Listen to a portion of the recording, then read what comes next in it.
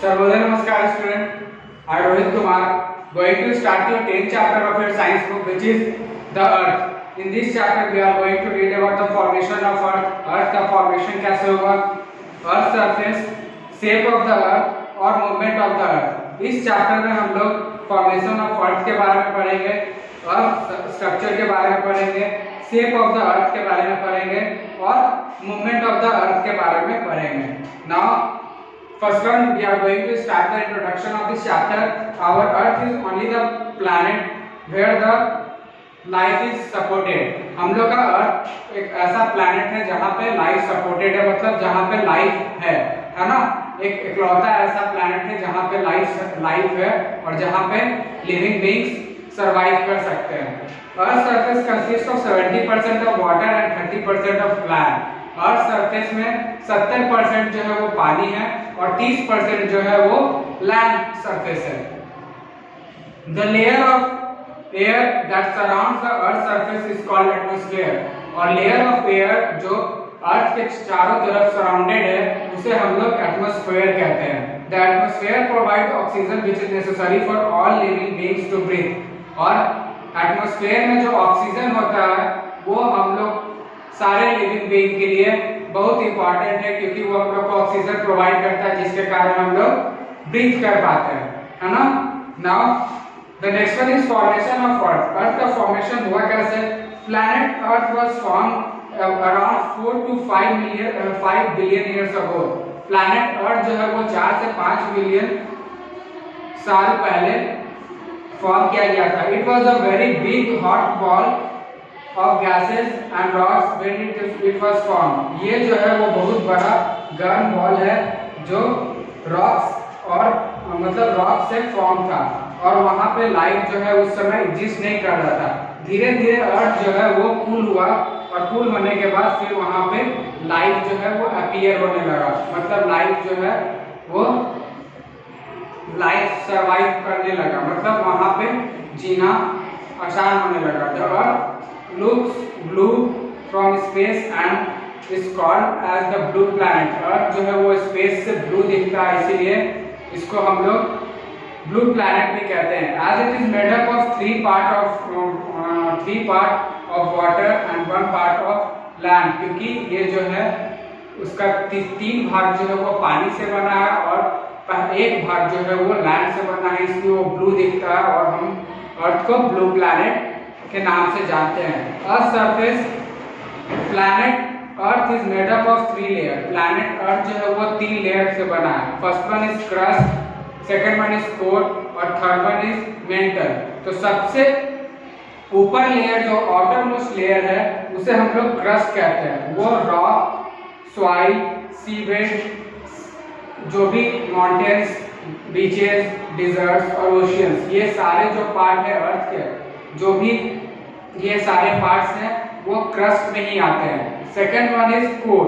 Core जो है वो सबसे inner most part of the earth है, मतलब सबसे अंदर वाला जो पार्ट है, या बोला जाए तो सेंटर पार्ट ऑफ द अर्थ जो है वो उसे हम लोग कोर कहते हैं. और ये जो है वो बहुत गर्म होता है और ये बना किससे है? मेटल से. ये बना किससे है? मेटल से.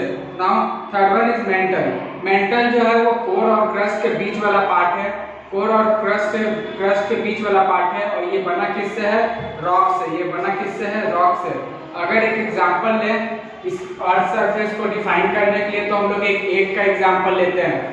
एक के ऊपर में जो थीन लेयर आउटर कवरिंग होता है उजला रंग का, जिसको हम लोग छील के उबाला हुआ अंडा खाते हैं, बॉइल्ड एग का एग्जांपल ले रहे हैं.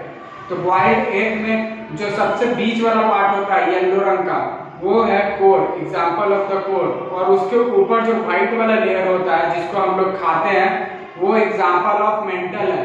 और ऊपर जो थीन लेयर जो होता है जिसको छील के खाते हैं, जिसको हम लोग नहीं खाते हैं, वो थीन लेयर जो है वो क्रस्ट है. तो example of boiled egg is the example of the same structure of the earth, है ना. Now come to the next, shape of the earth. Earth का शेप कैसा है?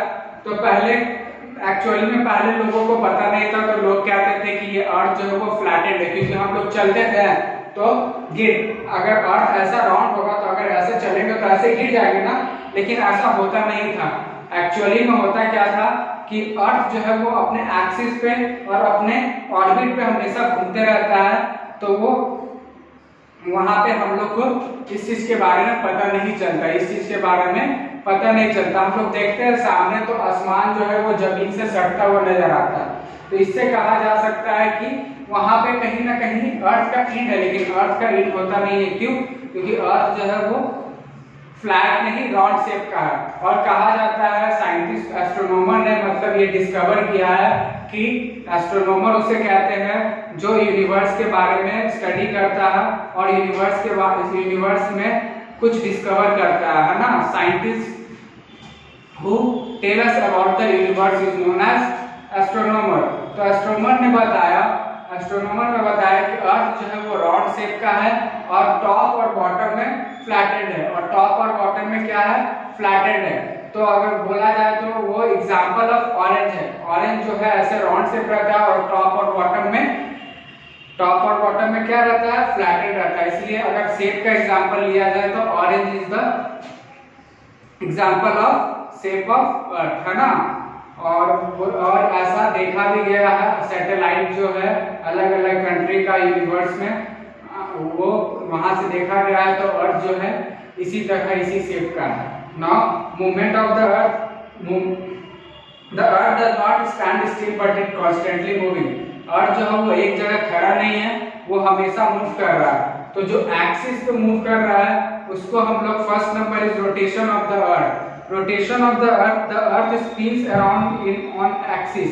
अपने एक्सिस पे स्पिन करता है, अपने एक्सिस पे घूमता है, अपने पोल पे घूमता है। तो वो जो घूमता है ना, वो उस घूमने में वो 24 आवर्स लेता है और अपने एक्सिस पे घूमता है। उस घूमने को हम लोग रोटेशन ऑफ द अर्थ कहते हैं। उस घूमने को हम लोग रोटेशन ऑफ द अर्थ कहते हैं। The earth rotation can be compared to a spinning top। अगर स्पिनिंग टॉप मतलब अगर लट्टू नचाते हैं तो वो अपने लोहे पे ही नाचता है, तो वो अपने एक्सिस पे ही नाचता है। तो हम लोग एग्जांपल ऑफ टॉप से कह सकते हैं कि अर्थ जो है वो अपने एक्सिस पे ही घूमता है फ्रॉम वेस्ट टू ईस्ट। याद रखिएगा कि अर्थ जो है वो एक्सिस पे वेस्ट टू ईस्ट घूमता है। नाउ नेक्स्ट, और इसके कारण डे और नाइट में चेंजेस होता है। इसके कारण डे और नाइट में चेंजेस होता है। अगर सन यहाँ पे अर्थ यहाँ है तो अर्थ का सन का जो लाइट है यहाँ पे पड़ रहा है, तो यहाँ पे क्या है? डे है, और इधर क्या है? नाइट है। जब ऐसे घूम जाएगा अर्थ अपने एक्सिस पे तो यहाँ डे होगा और यहाँ क्या होगा? नाइट होगा। तो डे और नाइट जो है वो वैरी करता है because of the rotation of the अर्थ। और पूरे रोटेशन में अर्थ को 24 आवर्स लगता है। Now the second one is revolution of the earth. Revolution कहने का मतलब अर्थ सन के चारों तरफ एक ऑर्बिट पे चक्कर लगाता है, एक ही पाथ पे चक्कर लगाता है। जिस पाथ पे चक्कर लगाता है उसको हम लोग ऑर्बिट कहते हैं। और जो चक्कर लगाता है अर्थ अपने पहले एक्सिस पे घूमता है एक दिन में, और फिर मतलब पूरे जो चक्कर लगाता है वो घूमने में उसको 1 ईयर टाइम लगता है। और 1 ईयर में जैसा कि हम लोग जानते हैं कि 365 डेज और 6 आवर होता है।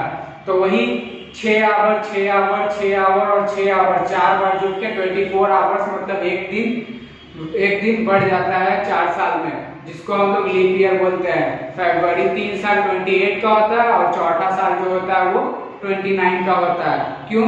क्योंकि एक बार रिवॉल्यूशन करने में अर्थ को 365 डेज और 4 आवर्स लगता है ना। और जिस पाथ पे अर्थ सन के चारों तरफ घूमता है उसे हम लोग ऑर्बिट कहते हैं ना। और इसके कारण ही सीजन में चेंजेस होता है। अब वो अपने एक्सिस पे भी घूम रहा है और ऑर्बिट जो है वो इक्लिप्स टाइप का होता है। कुछ सन के बगल में होता है, कुछ पाथ जो है वो सन के बगल में होता है और कुछ पाथ जो है सन के दूर में होता है। तो अगर दूर जाता है तो ठंड महसूस होता है, ठंड विंटर सीजन आ जाता है। अगर सन के करीब रहता है तो समर सीजन रहता है ना। और मतलब ये जो चेंजेस ऑफ सीजन है वो because of revolution of the earth है। और हम लोग के अर्थ पे कितने सीजन चेंजेस होते हैं? तो there are mainly 4 to 5 types of seasons winter season, spring season, summer season, rainy season और ऑटमन सीजन, ये सारे सीजन हम लोग अपने अर्थ पे एक्सपीरियंस करते हैं। और इंडिया में भी हम लोग इंडिया के निवासी हैं तो इंडिया में भी एक्सपीरियंस करते हैं। विंटर सीजन मतलब ठंड का सीजन, स्प्रिंग सीजन मतलब बसंत का सीजन, समर सीजन मतलब गर्मी का सीजन, ऑटमन मतलब पतझड़ का सीजन, ये सारे सीजन को हम लोग एक्सपीरियंस करते हैं। और रेनी सीजन का भी हम लोग एक्सपीरियंस करते हैं, है ना। तो ये सब जो है चेंजेस ऑफ सीजन जो है वो because of revolution of the earth होता है। The revolution of the earth around the sun along with the tilt of the earth axis cause this 5 seasons to occur. और यही जो है वो एक्सिस पे जो घूमता है और चारों तरफ सन के जो घूमता है, इसी कारण जो है सीजन्स में चेंजेस होता है, ये 5 सीजन्स फॉर्म होते हैं। Now the chapter is ended. Sarvodaya नमस्कार to all of you. Stay healthy, stay safe. Thank you so much.